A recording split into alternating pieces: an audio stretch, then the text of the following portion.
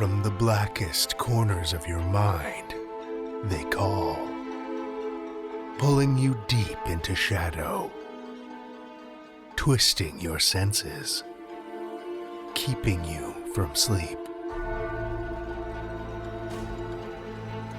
It's time to face your darkest fears. This is Tales to Terrify.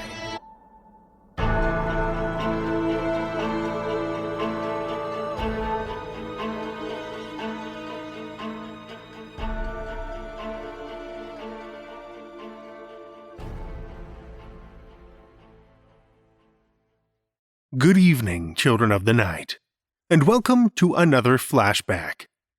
The story I have for you this evening isn't from quite as far back in the archives as the last few episodes, coming to us from episode 270, which aired March 31st, 2017.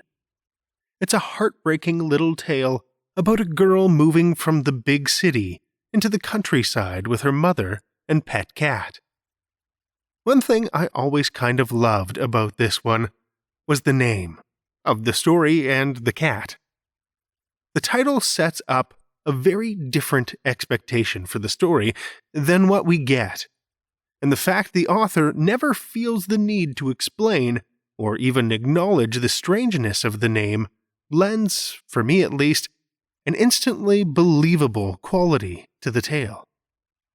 Also, there's part of me that really connects with the young protagonist, Emily. Not personally, per se, but because she reminds me so much of my son. Like Emily's mother, I grew up, from how I remember it anyway, relatively carefree, running around outside, sowing mischief, and running amok with friends through the neighborhood, with little thought to my own safety or the threat of getting into trouble. But my son has always been so different, constantly worried and concerned about the little things, and sometimes so hesitant to believe that everything's going to turn out just fine.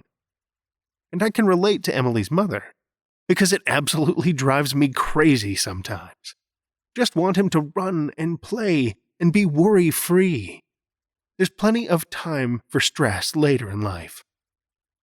But, as we learn in this tale from Anna Taborska, sometimes worry can be a helpful protection mechanism. If, that is, it's not left to fester and take over. Children of the night, listen with me to Anna Taborska's Bagpuss, originally appearing on episode 270, March 31st, 2017.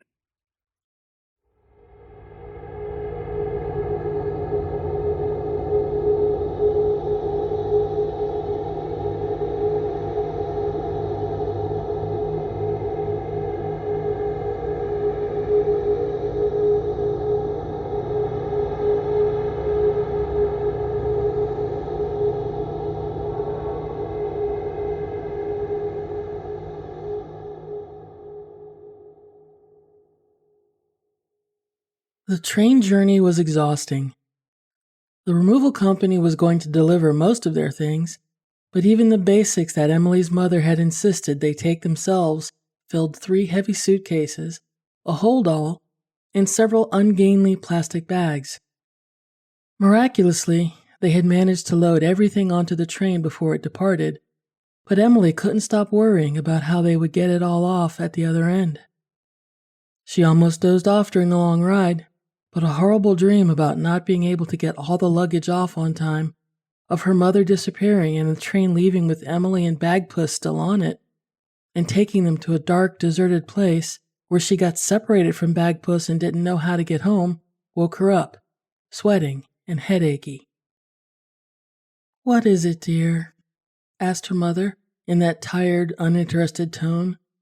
The tone that Emily feared and that had been in her mother's voice ever since Emily's father had walked out one day and never come back. "Nothing," said Emily, relieved that the dream had been just a dream, that she was not lost and alone, that her mother and Bagpuss were still with her. She moved the cat carrier slightly and peered in through the bars at Bagpuss, who meowed. A plaintive, pathetic, frightened little noise. Cute in a kitten, perhaps, but strangely unnerving in a large, lazy 8-year-old tabby lap cat. Bagpuss had been emitting similar sounds ever since Emily and her mother had forced him into the blue cat carrier. He had struggled with all his might, wedging his paws against the plastic around the opening of the box and tensing up his entire body with strength extraordinary for a being a fraction of the size of the two humans trying to push him in. But as soon as the battle was lost and the bars of the cat carrier came down before his eyes, he started mewling in the tiny yet eerily penetrating way of an unwanted kitten destined for a stone-laden sack at the bottom of a lake. "It's okay," Emily told him. "I'm here. I won't let anything bad happen to you." Bagpuss had been with Emily since he was 6 weeks old, but he had been silent as a kitten, and had only found his tongue at a later age, sparsely using a low, gruff meow to indicate that he was hungry or wanted to go outdoors. Mostly, he would lie on Emily's lap, purring loudly, and sometimes even snoring. So the eerie little squeaks and cries were something new and distressing to his 12-year-old mistress, as new and distressing as having to leave her city life and move to the countryside, away from her room, her house, her street, and everything that made her feel safe. New things, new places, new people had no appeal to her. They gave her a nasty, tight sensation in the pit of her stomach, a feeling like something really bad was about to happen, a feeling that had increased in frequency since her father had left. Now that they were on the train and heading for her new home, the feeling of impending doom was stronger than ever, and Emily was convinced that Bagpuss felt it too. "How many more stations before we get there?" Emily asked her mother. "I don't know, dear." "You have to ask someone, Mummy." "Why?" "We have to get ready to get off the train before it reaches the station. Otherwise, we won't have time to get everything off." "Of course we will." "But we have to get ready before we get to the station, Mummy." Emily's agitation was starting to break through the protective barrier of the Valium and worry her mother. The child had always been timid and oversensitive, but lately she was stressing about everything. Emily's mother tried to remember being 12. She had been brought up in the country and remembered her childhood as being full of sunny days, helping out on the farm, messing around with other children in the hay in the barn, unstressed and carefree. Worrying about global warming or the international economy never even occurred to anyone. Life just flowed one day at a time, riding bicycles, running down to the river to fish or remove socks and shoes and paddle, sometimes getting her turned-up trousers wet and muddy, and her mother telling her off for being dirty when she came home. Not like Emily, who had always worried about everything. And of course, her father leaving provided the perfect opportunity for Emily's anxiety to run wild. Perhaps life in the country would be good for Emily. Perhaps a new start in life was what they both needed. As they pulled into the village station, all their things were already by the train door, at Emily's insistence, of course, and Emily was firmly clutching Bagpuss's cat carrier to her chest. "Mommy, I'll go first and put Bagpuss down, and then I'll help you get the suitcases down, but you'll have to pass them to me because I don't want to leave Bagpuss on his own on the platform because someone might steal him." "Nobody's going to steal Bagpuss." "Well, a dog might attack the cat carrier and Bagpuss might get hurt." "Nothing's going to happen to Bagpuss," sighed Emily's mother. "Yes, but you don't know that, Mummy. I have to stay on the platform with him to make sure he doesn't think we've abandoned him and get scared." "Very well, Emily. You stay on the platform with Bagpuss and I'll pass the bags down to you." The unloading went smoothly, apart from Bagpuss's desperate mewling as his miniature prison got moved again, and the cat temporarily lost the ground under his feet, his whole world shaking and lurching until Emily placed the carrier down on the platform, on solid ground now, but still imprisoned and claustrophobic. There were no cabs at the station, but the station master phoned for one, and after a long wait, a man in his 60s arrived and somehow helped them load all their belongings into his battered old Ford. The man chatted away to Emily's mother and eyed her with an interest that made Emily nervous. The girl ignored the cab driver and concentrated her attentions on Bagpuss, who had fallen deathly quiet in his sweaty prison. "It's a 10-minute drive," her mother had told her, and 5 minutes into the journey, the feeling of impending doom in Emily's stomach had grown to a level which made her want to clutch her abdomen. Instead, she hugged Bagpuss's cage tightly. The cat yelped, and Emily was certain that he was sharing her fear of what was to come. 5 minutes later, and the three of them, Emily, Emily's mother, and Bagpuss in his plastic cage, were standing in front of their new home. Emily's mother had turned down the cab driver's repeated offer of helping them carry their bags into the house, but had taken the business card on the back of which he had jotted his home phone number. And Emily finally understood the feeling in the pit of her stomach that she'd had since she was little, the feeling that crept over her in the middle of the day or in the dead of night, the feeling that grew as she tossed and turned in her bed, formless and indescribable until it took shape and found expression in her nightmares and anxiety dreams. Those dreams of finding ourselves naked in front of others, of facing an examination paper without knowing the curriculum, of fleeing something unspeakable along corridors that get narrower and narrower until we can scarcely breathe. Emily trembled as she looked up at the old house and knew that the recurrent feelings of impending doom had all led to this. The brooding dark house whose eaves cast a shadow that somehow managed to reach her and make her shiver on this fine summer afternoon. A house whose dark corners would devour her and her mother and her cat. Even the roses climbing ramshackle up the walls of the house were the color of congealed blood, their scent suffocating, their thorns waiting to scar anyone who came close.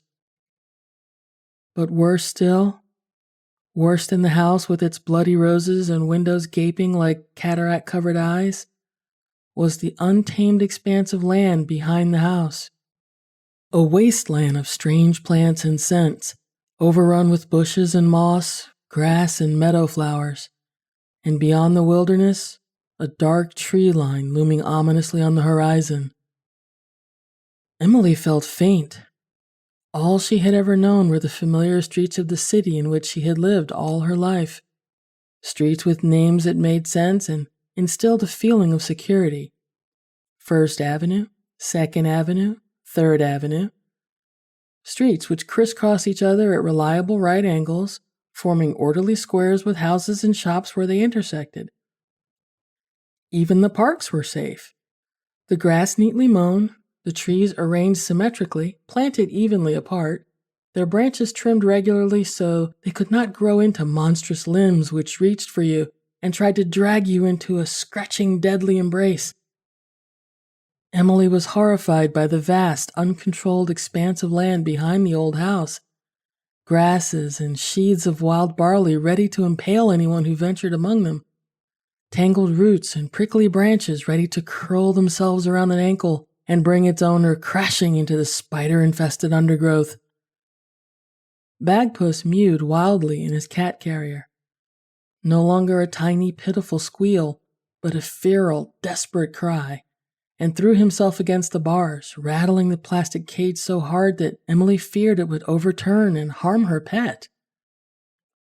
She carried the box with the wailing, thrashing animal up to the house and, once her mother unlocked the door, inside.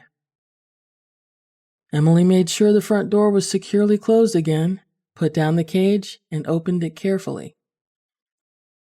Bagpuss sprang out faster than Emily thought possible and headed straight for the front door, scratching at it feverishly.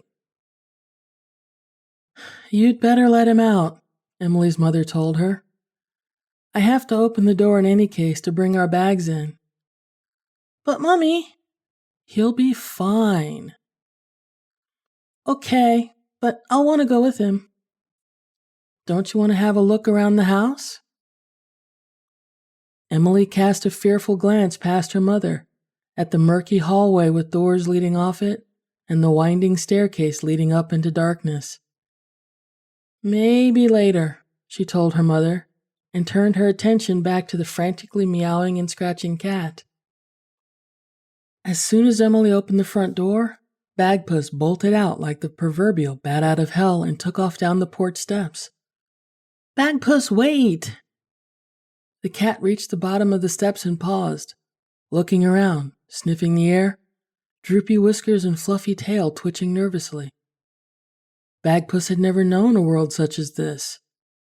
His cruel imprisonment in the evil-smelling plastic cage was all but forgotten, as a universe of magnificent scents, sights, and sounds burst open all around him. It was as though he had sleepwalked through his life, and now, finally, he was wide awake, his nerves tingling with excitement and the blood singing in his veins. Bagpuss hardly noticed as Emily caught up with him and spoke to him softly. There you are, Bagpuss. Emily reached down and stroked the cat gently. Bagpuss became aware of his friend next to him and looked up at her, purring loudly. He could smell the lush scent of the roses clinging to the walls of the house behind him. He could smell other wildflowers and herbs. He could smell birds and mice and other small creatures in the bushes around him. But Bagpuss could smell something else too, an alluring, intoxicating scent, and it was calling him. The cat quivered from the tip of his pink nose to the tip of his black and gray tail, then set off at a trot. Bagpuss, wait! Emily ran after her pet, terrified of losing sight of him. She found him standing behind the house, gazing across the expansive meadow toward the woods on the horizon. Bagpuss's nose twitched as he took in that wonderful scent. It was the smell of the warm grass before him. It was the scent of open space, the scent of freedom. He took off across the field. No, Bagpuss, you're going too far! Emily followed her cat, trying not to fall as the branches of strange plants curled around her ankles, increasingly distressed as she kept losing sight of the cat in the tall grass. As Bagpuss bounded over the exotic landscape, the breeze ruffled his fur, and the sounds of birdsong and of small frightened creatures scurrying away through the grass caressed his ears. Even through all the new scents of herbs, flowers, and animals, Bagpuss noticed another, stronger smell. He slowed down. Years of dozing on Emily's sofa had taken their toll on his natural feline stamina, but continued to press ahead until the strange new scent was joined by a rushing, gurgling sound. As he navigated the last few meters of grass between him and the noisy thing ahead, Emily cried out behind him, "Oh my God, no, Bagpuss, no!" But Bagpuss had already burst out onto the riverbank and was staring down at the river, narrow at this point, only a few meters across, silver and blue-gray, light dancing between the brown and dark green reflections of the trees that grew on its other side. As the cat stared in awe at the flowing water, the dancing light, he caught sight of movement made by something more solid. It was a fish. Bagpuss carefully made his way down to the water and contemplated sticking in a paw.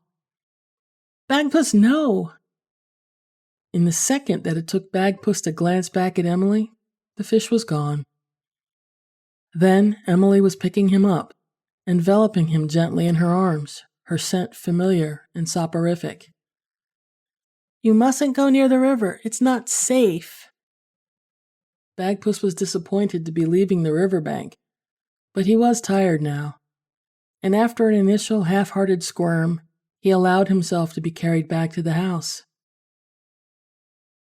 That night, it took Emily a long time to get to sleep. The latter part of the day had passed uneventfully, apart from unpacking their suitcases and bags. The men from the removal company were not due until the following morning, and Emily's mother had brought enough food to do the three of them for dinner and for breakfast the following morning. Emily had nervously explored the house and put away the few items of clothing that she had brought with her in the large old wardrobe of the room that her mother had chosen for her.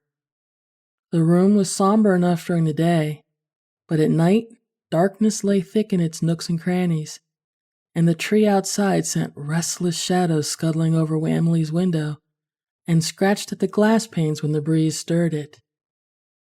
When the last light had faded from the sky, the darkness outside was profound, nothing like the polluted orange glow of city night. Emily pulled her blanket up to her chin and listened fearfully to the silence, broken only by Bagpuss snoring at the foot of her bed. But even the comforting sound of the sleeping cat did little to still Emily's racing heart. When she finally fell asleep, Emily dreamt of the frightening expanse of land leading down to the river behind the house and the verdant darkness of the woods beyond. She was trying to keep sight of Bagpuss among the long grass and meadow flowers. It was magic hour, and the field around Emily glowed in the eerie, beautiful alien light.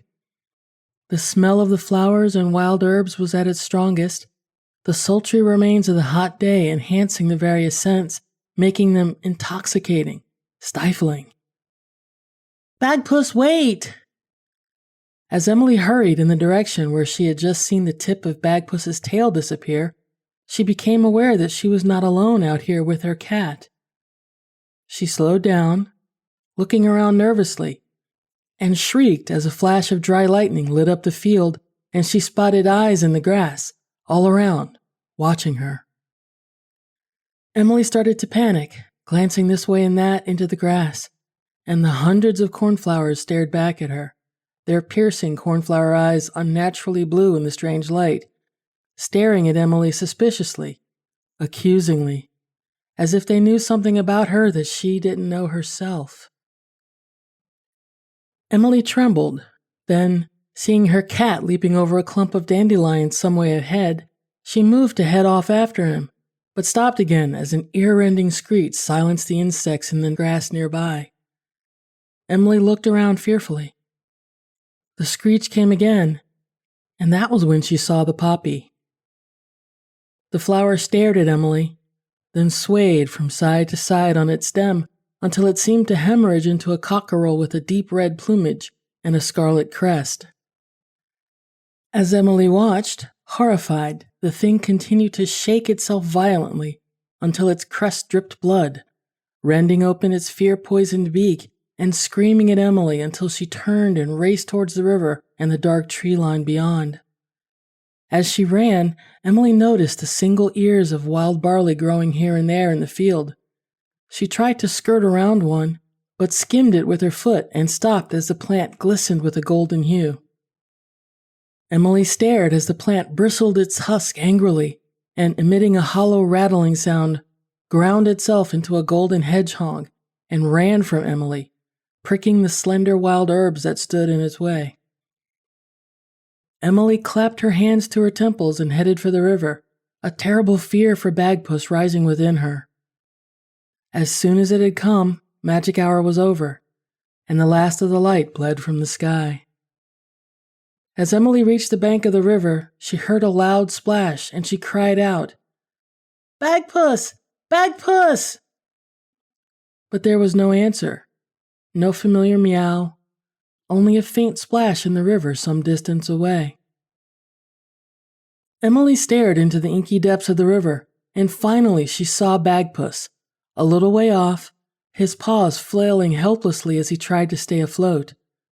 As Emily jumped into the cold river, an undercurrent suddenly caught Bagpuss and pulled him under the dark water. Emily screamed and threw herself in the direction of her beloved pet. For a moment, Bagpuss's head bobbed up above water, and Emily half swam, half ran towards him, but the current got a hold of Bagpuss and carried him away downstream. Tears streaming down her face, Emily swam after her cat. Darkness had set in fast, and Emily could hardly distinguish the black water from the blackness all around her. She could just make out Bagpuss ahead of her, tossed about by the current. With a huge effort, she finally reached him and pulled him out of the water, clutching him to her, and managed to get him to shore. Wet through, he was no longer big and fluffy, but small and vulnerable. She tried to warm his little body against her neck and shoulder, but he was stone cold and limp. "Wake up, Bagpuss, wake up!" she begged, but it was too late. Emily cried and hugged Bagpuss's dead body until she woke up to find her pet very much alive, his nose pressed up against her face, eyeing her with a look of concern. "Oh, Bagpuss!" cried Emily, and squeezed the surprised cat until he yelped and removed himself to the armchair in the corner of the room. The next morning, Bagpuss woke Emily bright and early, demanding to be let out. Emily refused to open the front door and clapped her hands over her ears, ignoring the cat's urgent meowing. It wasn't until Emily's mother found a pool of cat pee by the front door that Emily was reprimanded, and, after much debate and tear-shedding, Bagpuss was allowed to explore the boundlessness of the land behind the house once more. The men from the removal company arrived with the rest of the clothes, the furniture, kitchen utensils, Emily's prized collection of stones and pebbles, which Emily laid out according to size on the large windowsill in her bedroom, and the thing that Emily had been waiting for most, Bagpuss's cat litter. Emily hoped the Bagpuss would start relieving himself in the litter again and wouldn't need to leave the house. But her hopes were dashed as the cat spurned the litter entirely and spent all of the time that he was awake either outdoors or sitting by the front door begging to be let out. As time wore on, Emily found herself increasingly alone. Bagpuss no longer sat on her lap or played with the cloth mouse that she sometimes dragged around in front of him on a piece of string. He still slept in Emily's room, but he was coming home increasingly late and demanding to be let out increasingly early. During the day, Emily would try to follow Bagpuss, spending as much time outdoors among the heady scented flowers and crawling insects as her mother would allow, trying to make sure that nothing happened to her cat. But when Emily's mother insisted on her doing chores or accompanying her to the village grocery store or doing some homework in preparation for the beginning of term in her new school once summer was over, Emily spent every moment worrying about Bagpuss. When her mother made her go to bed before Bagpuss came home, Emily would lie awake, her mind conjuring up blood-curdling images of her beloved pet drowning, being torn apart by foxes, being decapitated by local juvenile delinquents fancying themselves as Satanists, being bitten by a rabid bat or getting stuck in a rabbit hole and starving to death. In those dark, lonely hours, Emily imagined every horror possible, except... The car was a brand new bottle green Land Rover driven by a 24-year-old banker. It was difficult to put the SUV through its paces in London, too many speed cameras, but the winding country lanes in this part of the world were just bliss. You could easily do the curves at 90 miles an hour, and the straight stretches of road, well, there was no limit, only the size of your balls. The mouse was small and gray and running for its life. Bagpuss could tell that it was tiring, and he fancied his chances. All the time he had spent roaming the wilderness behind the house and chasing any critter that was smaller than him had paid off. His portliness had been replaced by a firm layer of muscle, and his senses were no longer dulled by hours of snoozing in front of the TV. He had yet to actually catch something, but today was going to be the day. He'd nail the damn mouse, but he wouldn't eat it himself. He would carry it up to Emily's room and place it on her bed to show her how much he loved her. The mouse sprinted past the house, Bagpuss hot on its tail. Blind with fear, the mouse burst onto the main road that led to the village, and the cat leapt after it. The impact with the metal grill threw Bagpuss into the air, and he landed in the road, the Land Rover's shining silver alloy wheels directing the entire weight of the vehicle onto his small furry body. The SUV didn't even slow down. The mouse disappeared into the undergrowth on the far side of the road, and as dusk fell, a fox snatched up what was left of Bagpuss and carried it back to its hungry family. Emily waited for Bagpuss to come home. She polished her stones and pebbles over and over, hardly aware of what she was doing. At midnight, her mother caught her trying to sneak out of the house to look for her pet and sent her wailing up to bed. Emily spent most of the night peering out of her window into the darkness beyond, and eventually cried herself to sleep as the dawn chorus started up outside her window. The days that followed were akin to a never-ending version of one of Emily's anxiety dreams.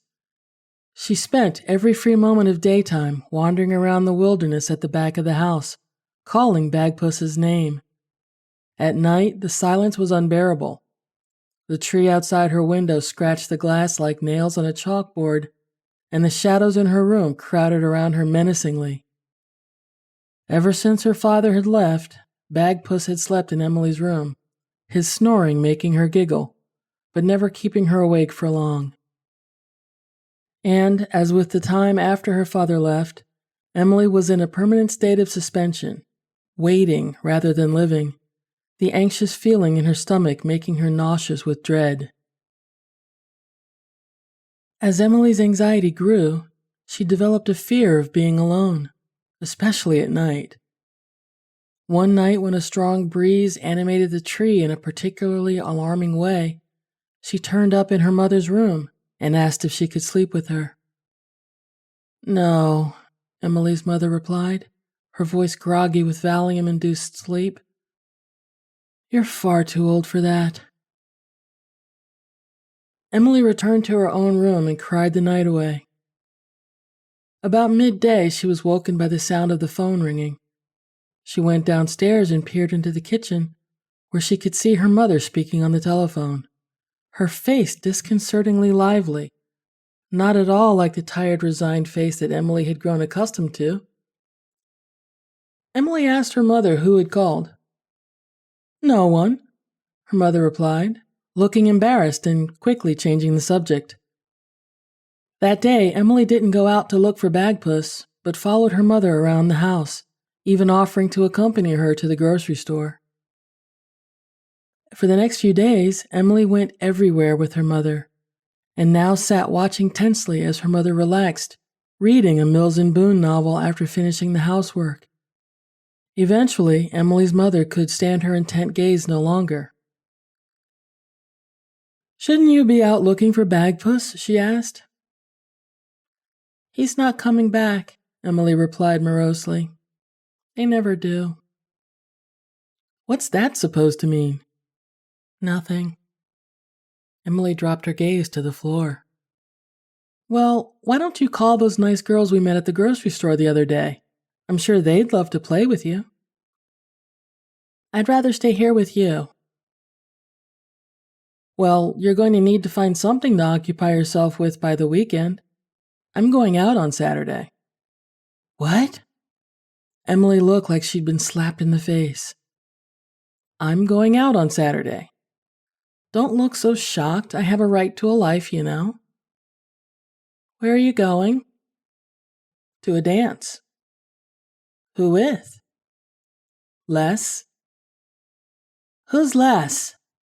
Emily was looking increasingly frightened. "Les, the man who drove us here." "The cab driver?" "He drives a cab to earn a living, but he's really a writer." Emily was trying hard to get a handle on what was happening.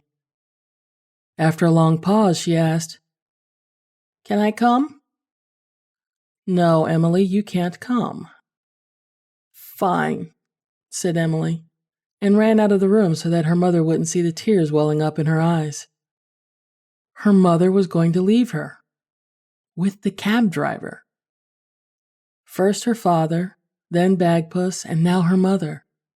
Emily would die here, in this big dark house, get sick and die all alone, and by the time they found her body it would be mauled by rats and covered in spiders, and flies would have laid eggs in her, and she would be crawling with maggots.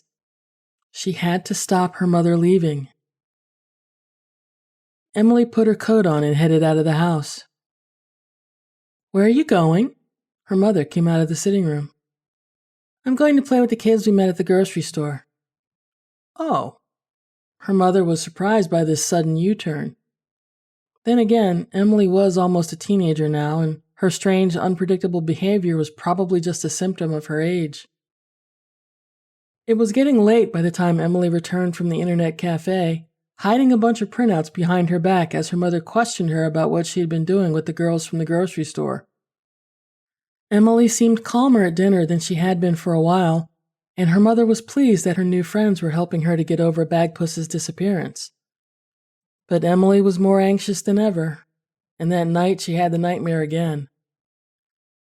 She was stumbling after Bagpuss through the meadow at the back of the house, the sky lit up by dry lightning, and the flowers and weeds mutating painfully into grotesque animals and birds that pecked and snapped at her heels, screeching wildly.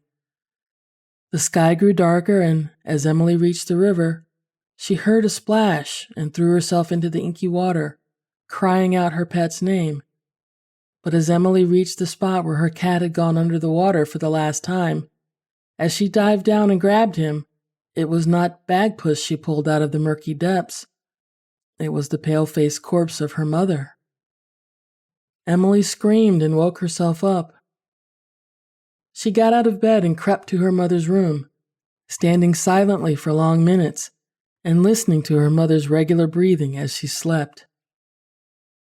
Emily was determined to go through with her plan, and she had to act fast as Saturday was only 2 days away.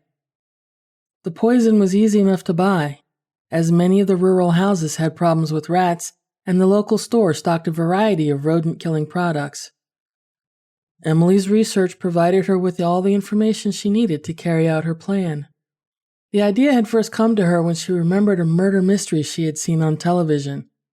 A man had killed his wife over the period of a year by giving her small amounts of poison in her food. Too small to kill her immediately, but enough to make his wife progressively more sick until eventually she died. Of course, Emily did not want to kill her mother, quite the opposite. She wanted her mother to stay with her forever. She would never give her mother enough poison to make her really sick, just enough to make her feel a little poorly. Emily would look after her mother and tend to her every need so that after a while, her mother would not even want to go out. She would come to rely on Emily, to appreciate her, and be grateful for her company. And she certainly would not want to leave with the cab driver. That evening, Emily's mother was in a strange mood. It would have been her 14th wedding anniversary if her husband hadn't left her. She couldn't for the life of her remember if she had taken her Valium or not. Emily was being neurotic again, following her around the house and trying to talk to her, but she was far too tired to cope with Emily's quirks today. Emily surprised her by making her a cup of hot chocolate. She took the mug, but decided to drink it in bed. Emily's mother placed the mug on her bedside table and went to the bathroom cabinet. Perhaps she hadn't taken her Valium after all. She took one out of the prescription bottle and, after a moment's consideration, she took out another. She took the pills through to her bedroom and, climbing into bed, washed them down with the hot chocolate. After a while, she started to feel sick. She doubled up in pain and reached out for the bedside table to steady herself, knocking off the lamp, which smashed on the floor. Emily heard the noise in her mother's room and rushed over. The sight that greeted her was more terrifying than any nightmare she had ever had. Her mother was thrashing around in the bed, blood and vomit all over her nightgown. "Mommy!" By the time the ambulance arrived, the suffering of Emily's mother was over. After pronouncing the woman dead, the paramedic looked around the house for the girl who had called in to say that her mother was very sick. Emily headed across the wilderness, her movements slowed by the stones and pebbles that were stretching the pockets of her coat. She barely noticed the nettles that stung her ankles and the thistles that scratched her arms. Her eyes were fixed on the tree line beyond the river, and she thought she could see the tip of Bagpuss's tail ahead of her in the darkness. As she reached the riverbank, there was a splash, and the inky water closed over her head as she fell forward and allowed the stones and the current to pull her down.